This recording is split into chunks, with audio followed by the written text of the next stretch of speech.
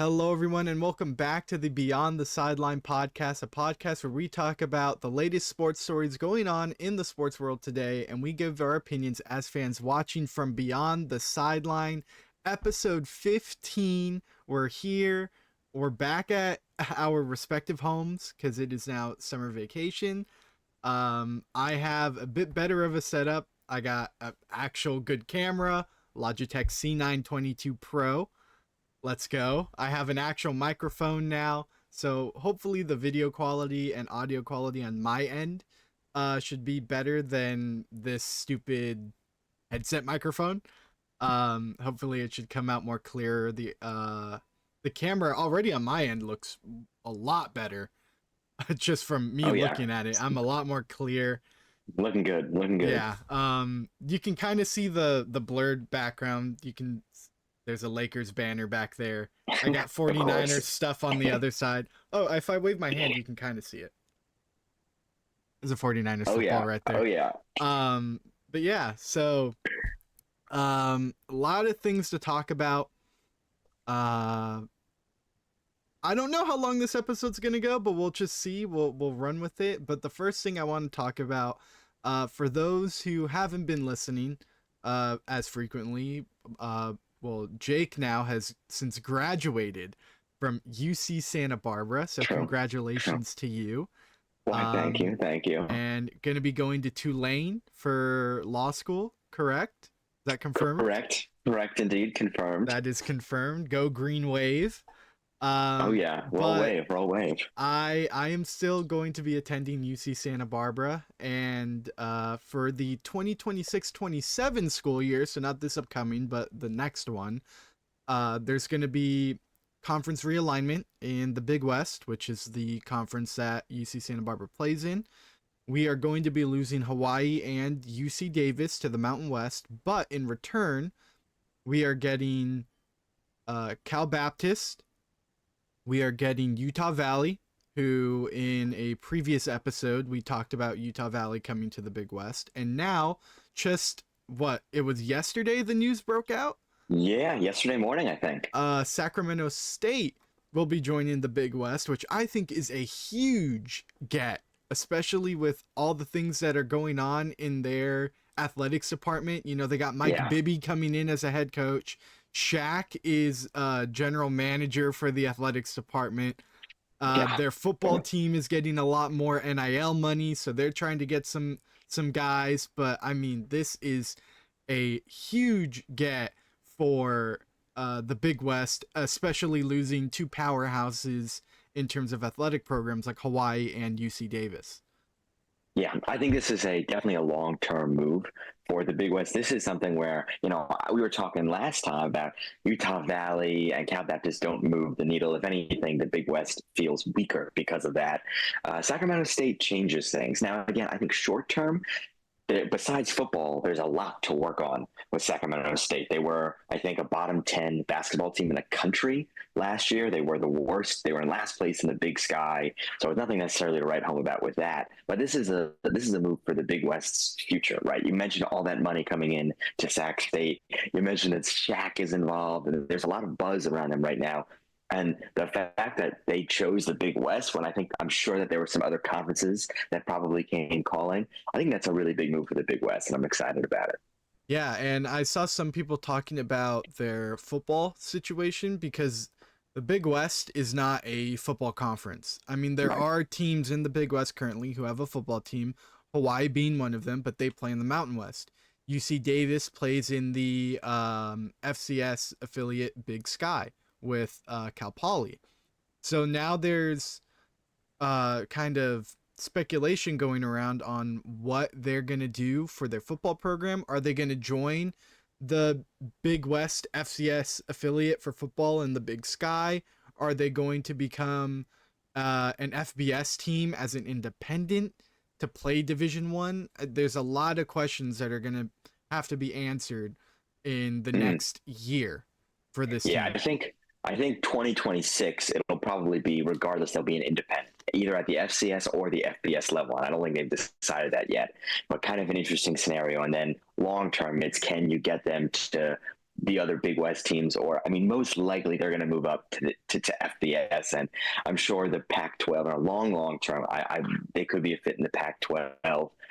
Shorter term, Mountain West, I could definitely see a logical fit for them if they can establish themselves as an okay FBS independent. I could definitely see them in the Mountain West. So definitely interesting stuff. But yeah, and it's funny because the Big West will lose the football teams in Hawaii and UC Davis, even though there's not they're not in Big West football, but they're Big West affiliated schools that have football teams, and yet they gain another one now in Sacramento State. So there's still some of that in the Big West, which I think is good. More money for the Big West. Yeah, and then I know we were talking about it on Gaucho Sports Spot with Mac being the sports director of KCSB in the sports department at UC Santa Barbara.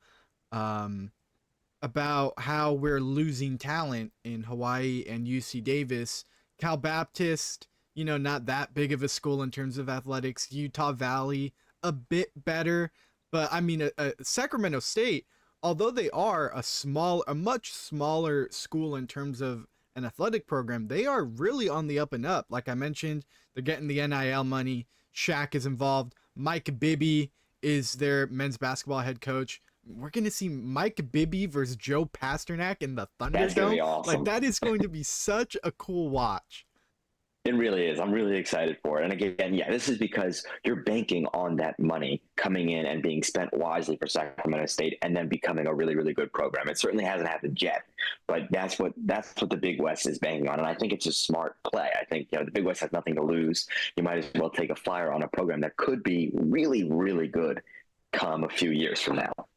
Yeah, and I think now the Big West are, set up for the future. I get, Big West is still one of the more smaller mid-major programs. There's not a lot of eyes on them other than I'd say maybe baseball and maybe men's volleyball. Soccer and volleyball. Soccer. Like basketball, not that big unless we make it to March Madness. And all the other sports, I don't know. I mean, no disrespect, but they're just there, just to fill in the void. But getting up and up teams like a Sacramento State is definitely going to help out, for the long term, and hopefully build the Big West back up to a more, powerhouse of a mid-major. And hopefully, if we get a football team, start going into the Mountain West, which is the dream. Ideally. Yeah, exactly. All right, well, let's switch topics. The series against the Angels and the Yankees just ended. Yankees ended up closing out the series on a 7-3 win, sorry. But that was all before the Angels actually won the series. Last two games, the outcome was 4-0, and the Angels won the series opener 1-0. So shut them out in 2 straight games. Jake, I know you being a Yankees fan, losing to a team like the Angels is not something you want to do. You don't want to drop games to a team like the Angels, but me as an Angels fan, you want to win games against teams like the Yankees, like the Dodgers, the Cubs, and it's just something I'd call myself a casual Angels fan. Like, I follow them, but I'm not watching every single game. But it just seems like we can't beat these smaller teams like the Athletics, the White Sox, the Rockies. We struggle against them. But then people like the Dodgers, we go out and sweep. The Yankees, we go out and beat them in a series. The Padres, we make them work. It's just such a weird scenario. But like, I want to get your opinions on this series as a whole, as a Yankees fan, losing to the Angels. Yeah, I mean, the Yankees were ice cold. The first 2 games of this series against the Angels, they were shut out, and then they were shut out their last game against the Red Sox before that. So that was 3 straight shutouts for the Yankees, something that has only happened once in their entire franchise. So some of the numbers, it was 30 straight innings without any runs scored. It was ugly. It was very, very ugly for these Yankees. The offense just completely shut down. And it's, baseball is so funny because the Yankees coming into that stretch where they lost 6 in a row before the win today, and the offense again three straight shutouts. They were looking awful. Coming into that stretch, they had the highest OPS in baseball, most home runs, the best average. Like they were the best, the second most runs scored. They were the best, if not second best, offense in baseball. And that's just what happens in baseball. Then you go for a week without being able to hit at all. It's so funny. So, for the Yankees, I think what worries me is that up until this week, even when they lost games, they were playing really good baseball. Situational hitting, the defense was so much better than last year. The base running's been so much better than last year. And then, the hitters are going to hit, the pitchers are going to pitch. They have the talent. This last week, pitchers have done a great job. Some of these hitters are still showing out, but it's the fundamentals that have completely fallen apart. I mean, this Angel series, huge couple of errors that led to a couple Angels wins that they were able to take advantage of. Awful base running. Over the last 4 days, the Yanks have had runners on first and second with 2 outs and gotten picked off to end the inning 3 different times in the last 4 games. So it's just absolutely it's like fundamental bad baseball, which is really frustrating. That's what worries me long term for the rest of this Yankee season. It's not that, they dropped 6 out of 7 and they've been struggling. Like that's baseball. They'll get over a slump. Like they're a good team. They're going to be in the playoffs, all of that. But I want to say, when you're in the playoffs, can you trust your defense? Can you trust your base running, which you couldn't last year? So that's where I get worried about. But on the other side, for the Angels, it's a great series win. I mean, it's not easy to take 3 out of 4 at all, no matter what team you are, no matter who you're playing against. But taking 3 out of 4 on the road is huge for them. They get back, they inch closer to 500 now.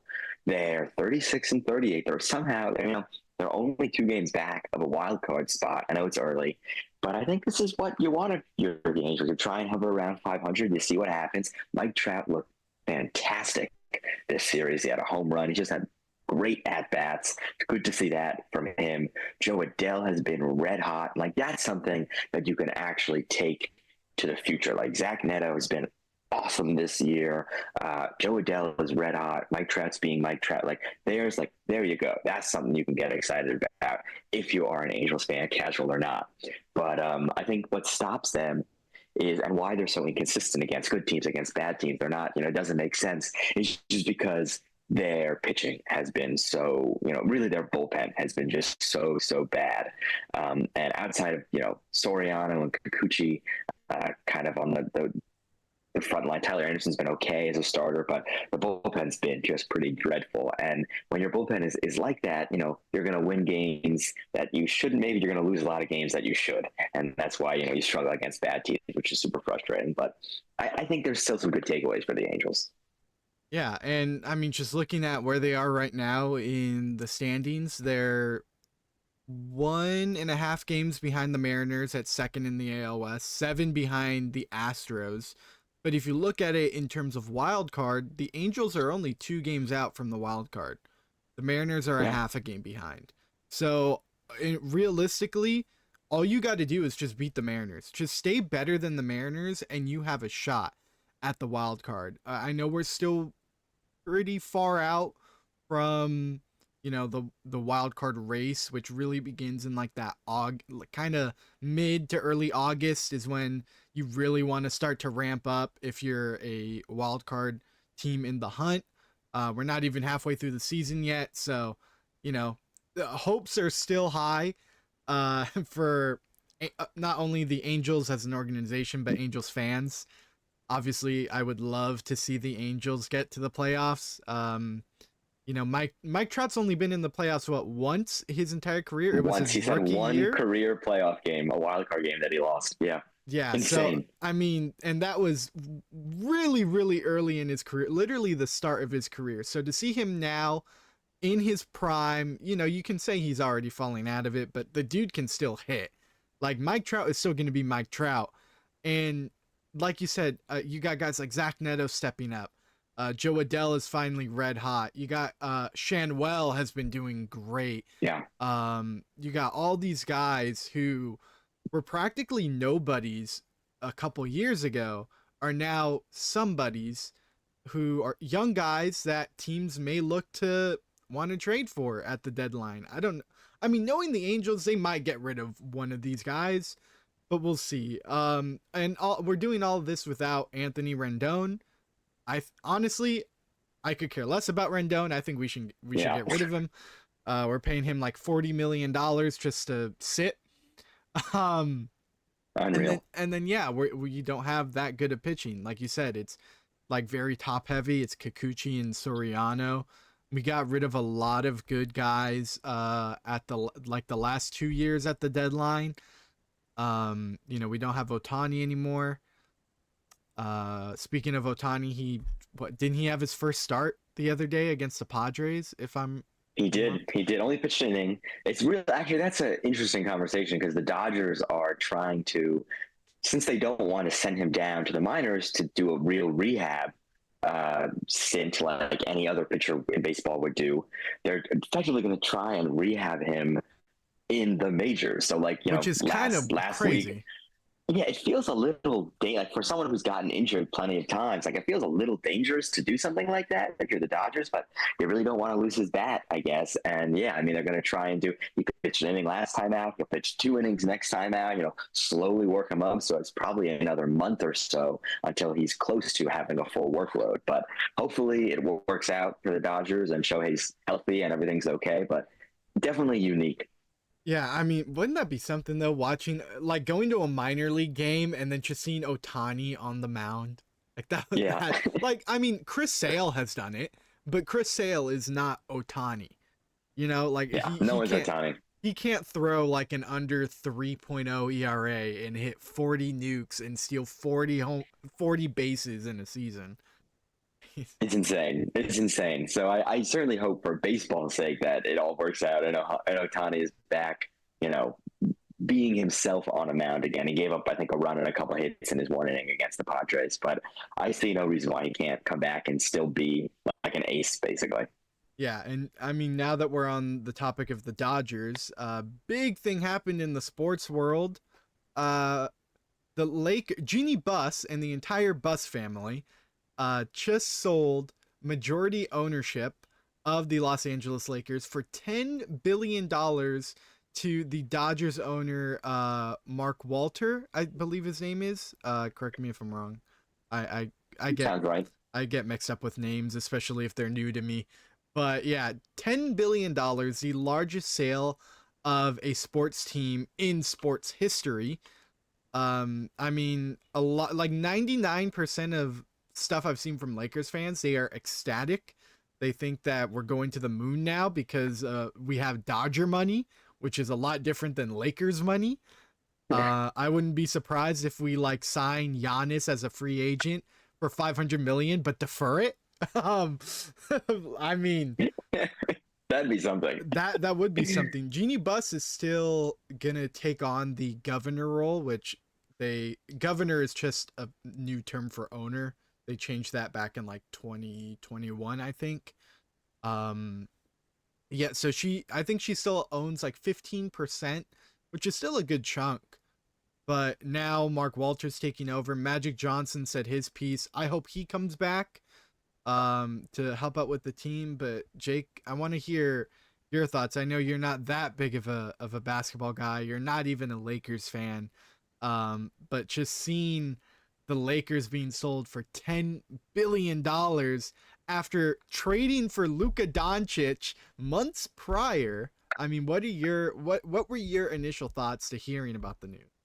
I mean, it's insane. I think the Buss family bought the Lakers for about 76 million in the 70s or something like that. So that certainly paid off for them quite a bit. Absolutely incredible. But yeah, I mean, the thoughts are certainly seeing how the Dodgers operate and how they're the class of baseball, basically just front down as an organization.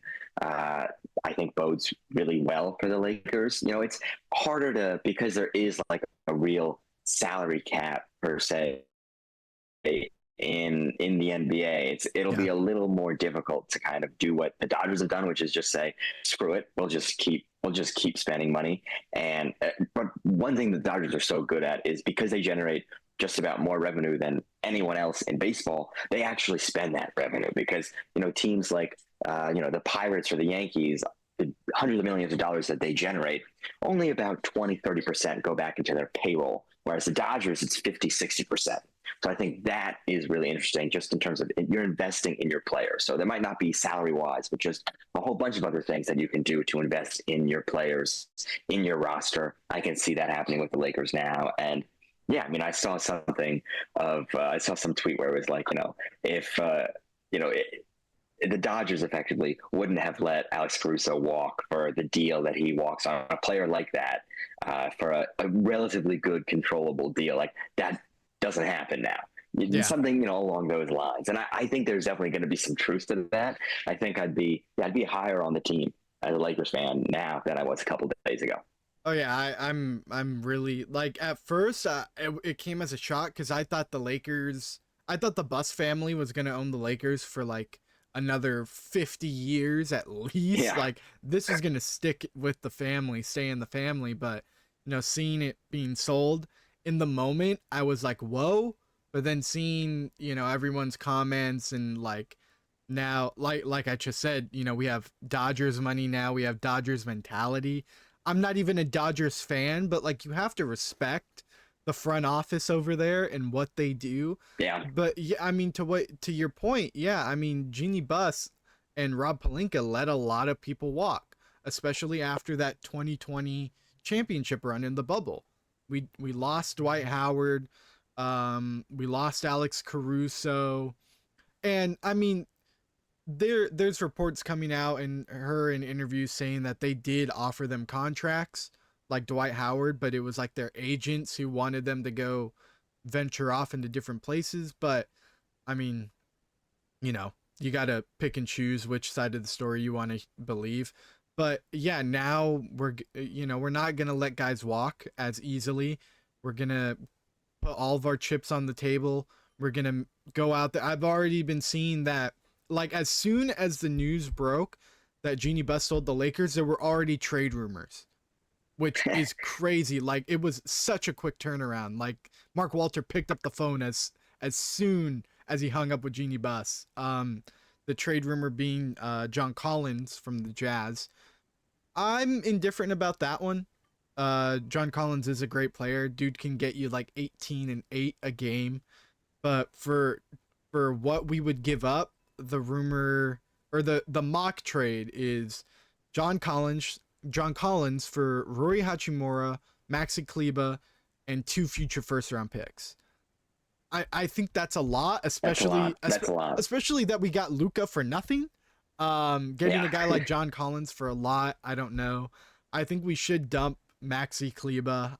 I mean, he's a good stretch big, but I feel like as if you're the Lakers, you need a like true like big man. A guy like Mitchell Robinson would be good. He doesn't go out and shoot threes. We already have 3-point shooters. We don't need another one. Um, Yeah, you need to focus on defense too. I think, yeah, especially with when Luka's on the court, you need to kind of prioritize that. yeah, and John Collins is not a defensive minded power forward, Definitely not. and he's Definitely not. and he's a small power forward. He's only like 6'7", 6'8". He's a guy that goes out there and gets you dunks. He's a post work guy, which I don't mind, but you're giving up Rory Hachimura, who's been pretty good for you the last couple of years, and realistically, besides Anthony Davis, was the only guy who could guard Jokic fairly well, which is a shock because Rory Hachimura is 6'8" to Jokic is like 7'2". But he was like the second best defender against Jokic the last Yeah. couple of seasons. So getting rid of him, it would hurt me. But that's how I am. I get too attached to the Lakers players. Like when we got rid of Lonzo and Brandon Ingram, Josh Hart for Anthony Davis, I was like, yeah, we got Anthony Davis, but we lost Ingram. Like I just get too attached to these Yeah. guys. That's fair. But yeah, I mean, we'll see what the future holds now. New ownership for the Lakers. Like I said, never thought it would happen. But we're here now. Yeah, I'm excited. I'm excited to see what happens. Yeah, I want to, especially now that the finals could end today. Could in what 25 minutes they start for Yeah, us. and the Tyrese Halliburton is playing on a He calf is. strain, so that's Okay. huge for the Pacers. You broke that news for me right now. It's very exciting stuff. No, yeah. Well, right before we got on, actually, I looked up Pacers NBA, and it was, let's see, I looked this up at like 4:30. So the news broke at 4 o'clock. Okay, When okay. they had That I'm the okay. I'm okay. I missed it. That just happened. yeah they Rick Carlisle, the head coach for the Pacers, broke it during the pregame press conference, and they asked him, "Is Tyrese playing today?" He said yes. So Nice. that's All right. huge I for mean, them. that's big for them. Yeah, Yeah. it's at home, right? Like Mhm. I think regardless of where the game is, if you don't have Halliburton, you don't like your odds at all. Even so, if Halliburton's not 100%, that really hurts you too because you need him playing out of his mind. But with Halliburton in there, you're in Indiana. You could, a little bit of Pacers magic could get this to a game 7, and then who knows what happens. Yeah, if this goes to a game 7, it's really, I mean, I like the Thunder's chances at home in a game 7, but Yeah. it really is up in the air, especially if Tyrese, still semi injured, can do pretty well. I mean, who knows? Yeah, I mean, just with how these playoffs have played out, like they're the last team I'd want to face in a do or die Oh game yeah. when it's, all the crazy comebacks and this and that. Like, I would not want to play them in a game 7 at all. I think if you're the Thunder, you got to try and end it tonight when you know that Halliburton's not 100%.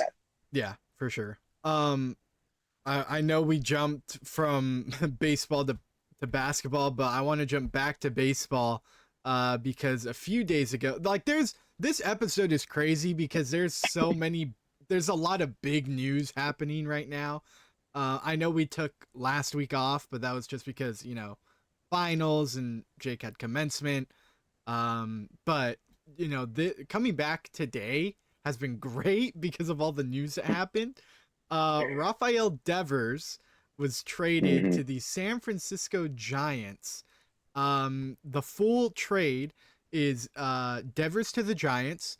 The Red Sox receive Jordan Hicks, Kyle Harrison, James Tibbs, and Jose Bayo, something like that. But Bayo. Bayo, Mm-hmm. Jose Bayo.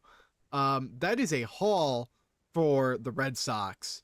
A lot of people are saying the Red Sox won just because of Kyle Harrison and Jordan Hicks alone. But I mean, I think the Red Sox are now set up for the future, and the Giants are in like a win now mode. They want to win within the next, if not this year, maybe next year, because they do have a lot of guys who, like, I don't think Rafael Devers is gonna be as good in the next couple years. He's already kind of falling off slowly. He's still good, but he's how old now? Like in his 30s? Maybe late 20s. 29?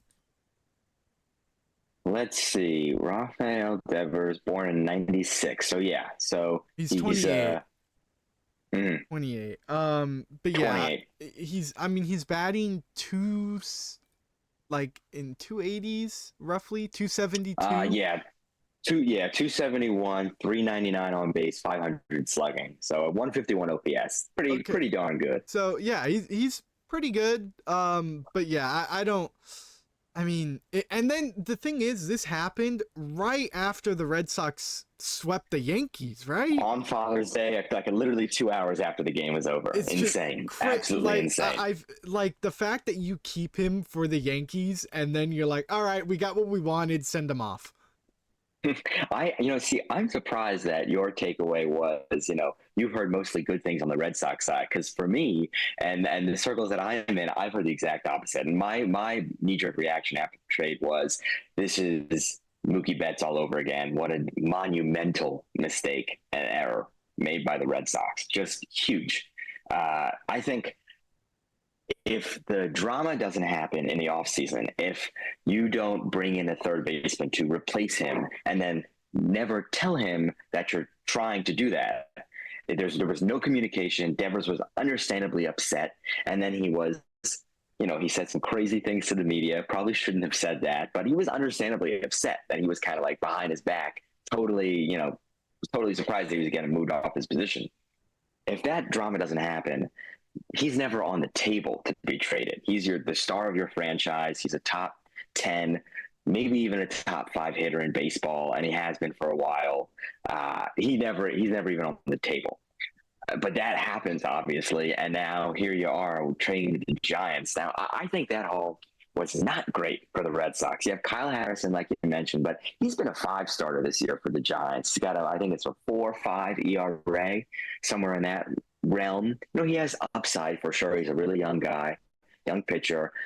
Red Sox can tinker if they see something in him, but right now he's a five-starter, maybe a long reliever at best. Jordan Hicks was a starter and he couldn't hang, and then he's been made a middle reliever. He's a good middle reliever, but he's a middle reliever who, that's not quite the caliber of what you want for a Devers trade. I think the best Bayo is just kind of a smaller time prospect that doesn't really do anything. I think Tibbs he's a real prospect. He was a first round pick last year. But it's going to be a couple of years before he even makes an impact in the majors. And I think his ceiling is good starter, not necessarily all-star. So I think, at best, you got a couple pitchers that maybe will help you out, maybe not, pretty big wild cards. And then you have a guy who projects at his best to be worse than Devers. So I think, if anything, this is effectively with a salary dump for the Red Sox. They didn't want Devers. And, I think the end of his contract, he'll be a DH. He'll probably, be past his prime. It will look bad the last 3 or 4 years of that contract, but the first 5 could look pretty darn good. And again, even beyond all that, even beyond the numbers, he's the face of your franchise right now. He's the best player on your team.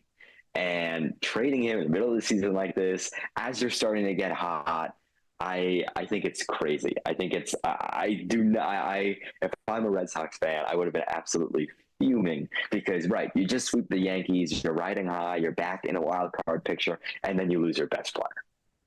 Yeah, like the circle I'm in, the people I've heard, it's like there's a lot of indifference because you don't want to give up Rafael Devers, but the haul you get, you're okay with it for the most part. Like right now it's gonna suck, but I mean this seems like a more long-term payout. Yeah, definitely. Obviously I think different from the Mookie Betts one.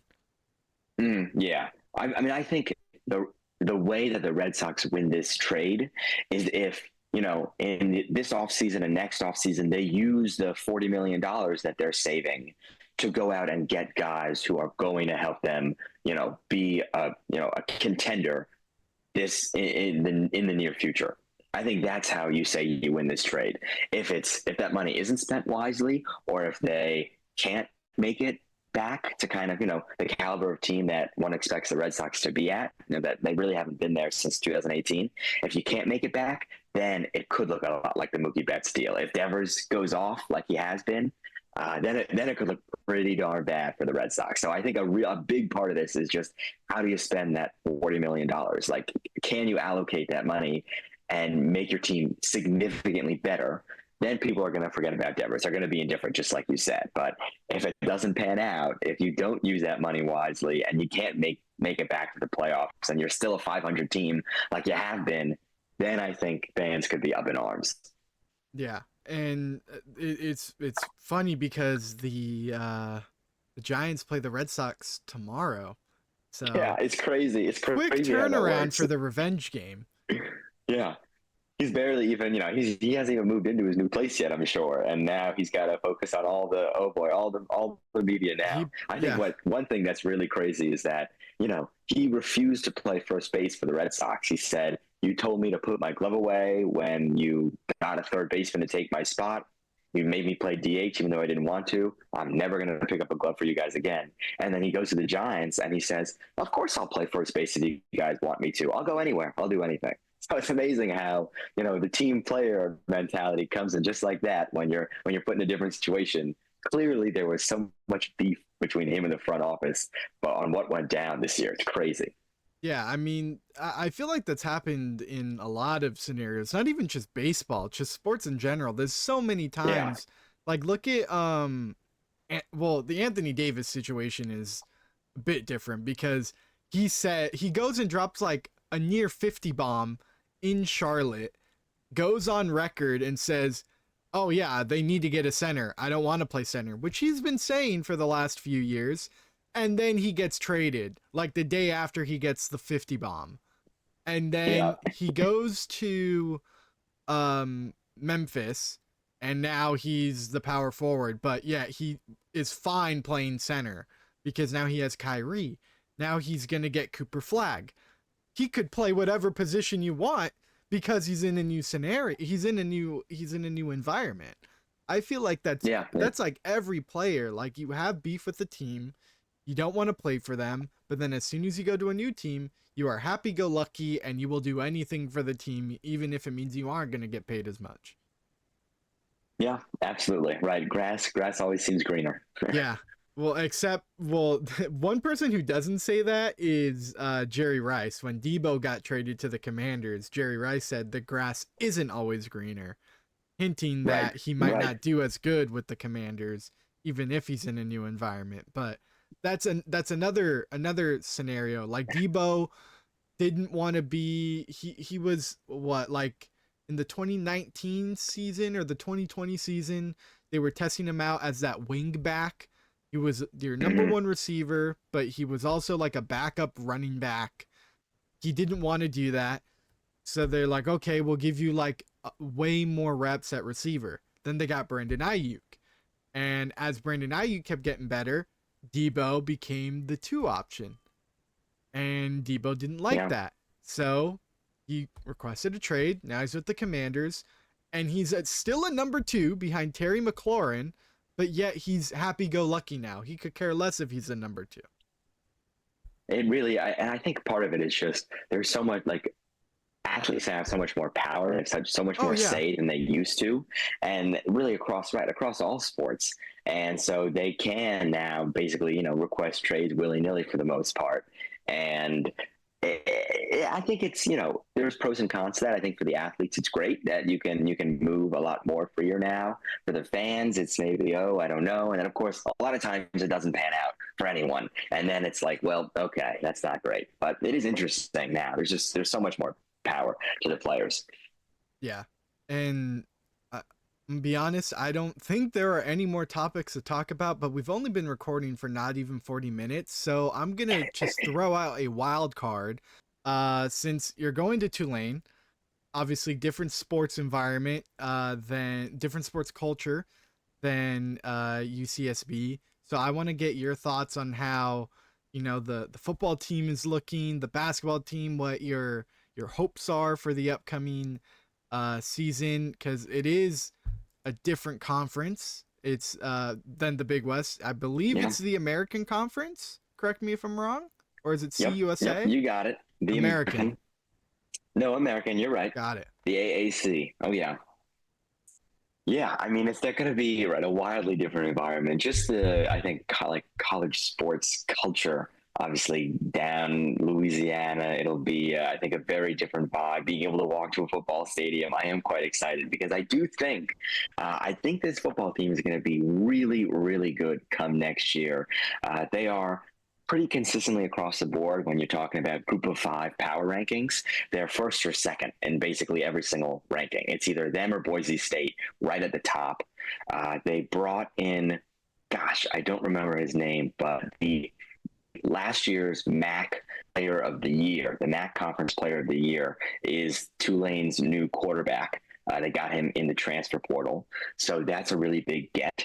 And John Sumrall, now in his, I think it's going to be his third year as Tulane's head coach. He's got a couple more 4-star recruits coming in this year, and they should be really good. They reloaded. They did lose some talent from last year's team. They made it to the American Championship last year against Navy. They lost some players, but they just a ton of work in the transfer portal. So yeah, I think I'm pretty high on them. I think they're definitely the favorites for the American next year, and they might be the favorites to make the playoffs out of because there's got to be one group of 5 team to make the playoffs. Right now, odds-on favorite probably is Tulane, so I'm definitely excited about that. Yeah, and it's definitely like looking forward. I hope I well, not only do I hope, I believe the podcast is going to keep going until the next and upcoming school year. So when college football starts back up, that's going to be really fun to talk about now that you're at an institution that has a pretty solid football program in Tulane. And like you said, the sports culture in Santa Barbara is night and day compared to Yeah, almost Louisiana. non-existent. Yeah, it's going to Yeah, be very yeah. interesting to I'm see. excited for that.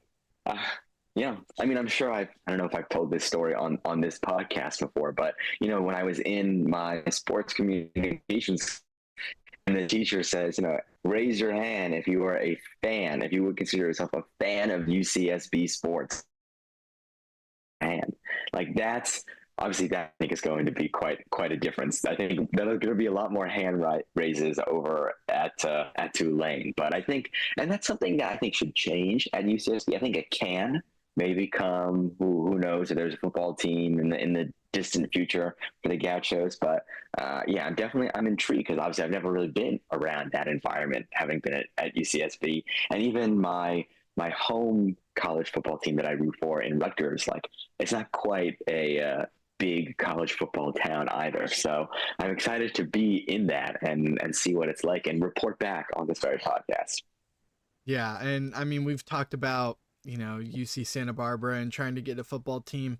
There's a lot of mixed opinions going around. I'm very adamant for it. Or like I'm all for a football team. I have been for Yeah, years. Um, absolutely. I know we've talked with Mac, and he is very much against it. I get finance wise, it's not a good idea, for the short term, but for the long term, if you do it right, I think it can definitely bring in a lot more money.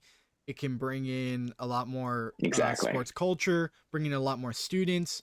Because I mean, football is a Hmm. big part of the college lifestyle. I mean, if you don't have a college program, just statistically, like you're not bringing in as much money. Yeah, I mean, and there are plenty of people, right? To your point, there are plenty of people who go to Ohio State simply because of their football team, no other reason, right? Like, oh, I chose Ohio State over Ohio because football. Like that's the only reason. Just as an example out there, and you could get. I think you have that again. I think, like you were saying too, like the big con when talking about football team, do you bring it in or not, is money. But if you do it right, then it's a pro because then you make money from a football team. You don't have to be Alabama, but you just have to be a functioning team, and that's gonna fund all of your other athletic programs basically, and then you have more money to do other things. Yeah, and I mean the biggest, like you see so many people on different forums or on Instagram, whatever, in podcasts that say what's the biggest con of UC Santa Barbara, and they always say, oh, not having a football team. There's no Saturday night lights, there's no Friday Yeah, night lights. I mean, it's a big thing. People want football, and that is definitely going to help out the culture if we can do it right. But it's going to take a lot of time. Obviously, there's a new chancellor coming in. This was Dr. Henry Yang's last year as chancellor.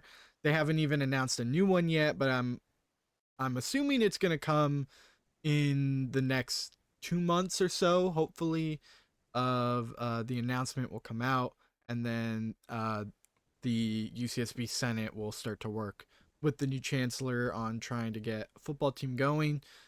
But I mean, we'll see what happens. I really want a football team. I think they can play at SBCC. I mean, who wouldn't want to play there? right. You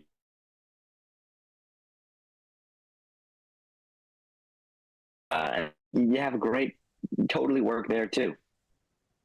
Yeah, I mean, I've said it. I think I've said it on this podcast. Maybe I haven't, but our soccer stadium, Harder Stadium, wasn't built to be a soccer stadium. It was built to be a football stadium. And then we brought in soccer, made it Exactly. multi-purpose. We lost football, renovated it again to make it soccer only. So maybe we re-renovate Harder again.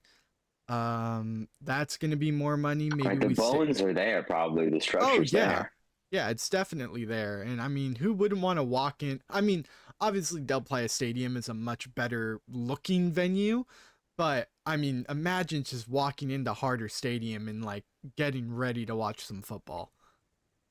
Crazy. And you get that a little bit on, like the Cal Poly soccer game where Oh there's just yeah. like the masses are walking from campus and from Ivy and Merge, and you all do walk towards Harder. Like that should be an every week kind of thing in the fall. And there'd be so much fun.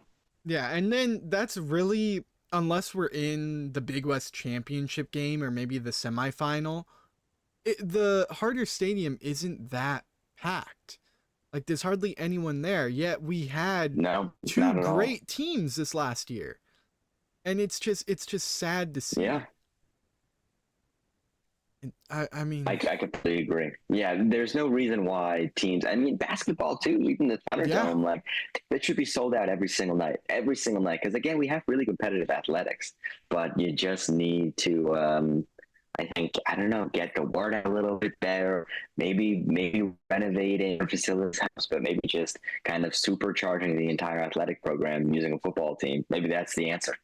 Yeah, and I mean I've been watching the Welcome to Wrexham documentary with Ryan Reynolds and Rob McElhenney. So Hmm. they bought, Wrexham AFC Right. down in Wales, and Wrexham actually played at Harder Stadium back in April of last year. Right. And they showed So cool. I'm in the new season of the documentary. Season 4 is the latest one, so they're following them for this season.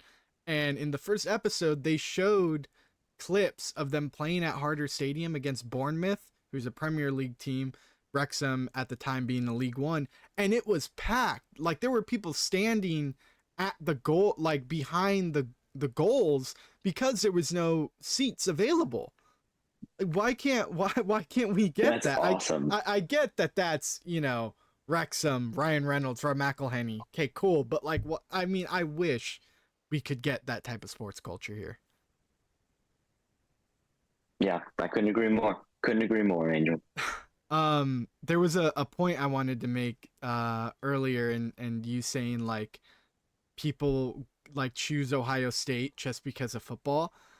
When I was doing my transfer Hmm. applications, I didn't send an application to them. I wish I did, but I ultimately wouldn't have gone. I sent a transfer. I wanted to send a transfer application to Kansas just to watch basketball. I would have That's only I awesome. would have only submitted That's it so cool. just to go there for the basketball team, and like watch, and also Yeah. football and baseball, because all their programs are equally as good. Obviously men's basketball Right. topples the rest, but I wouldn't have gone only because it's Kansas. I didn't want to live that far away, especially in the Midwest. Thankfully I got accepted to UC Santa Barbara, but I love UC Santa Barbara sports just as much. I mean, I grew up there in Santa Barbara for Hmm. the first couple of years of my life. I've been watching UC Santa Barbara basketball as much as I can, so I'm still a big fan of theirs. So I'm glad I get to say I can watch Gaucho sports in person. But It's over UC Santa Barbara just because they have the very seasoning as you. Like, you know what? Santa Barbara's a little nicer than Davis. I might as well go to SCN. I'm very happy with yeah. Yeah, and I know we're really all over the place in this podcast, and that would be a great spot to leave off. But I forgot one topic.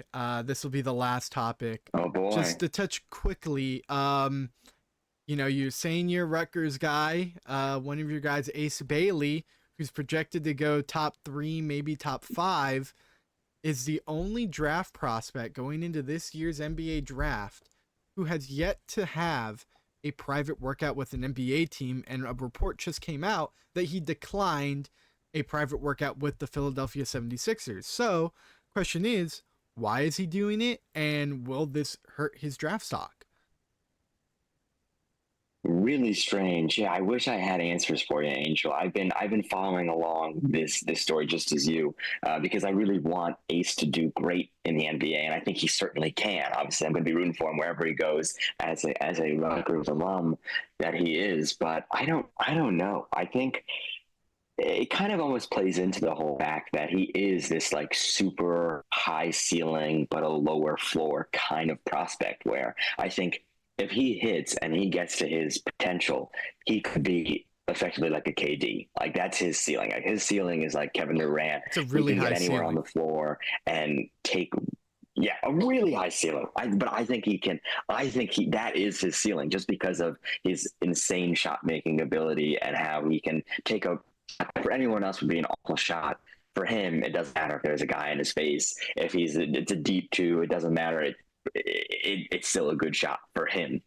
But I think he's definitely, out of anyone in the lottery, he's probably got the lowest floor, because right, this is a little mysterious that he's not showing up, either guy, and he definitely showed some mental lapses at Rutgers throughout his time there, his freshman year, that was worrying, and he hadn't really anything defensive end. Sometimes he's shown some rim protector ability just because of his height, but it's been very up and down defensively. Team be a little bit worried about this. I'm sure there's a logical explanation for it, but I wouldn't be surprised if he drops maybe into the 5 to 7 range. And if I'm the 76ers, I'm still taking him at 3, but I wouldn't be surprised if he slides a little bit. Yeah, I mean, obviously we'll see what happens come draft time. We hope the Mhm. best for him, but I mean, declining private workouts is just not a good look for Yeah, you. who knows? All right, well, that will Mhm. do it for us for episode 15 of the podcast. Jake, thank you once again for joining. Like I said, Thank you, Angel. took a couple weeks off, took a week off, but we're back now. And just a little update, since it is the summer.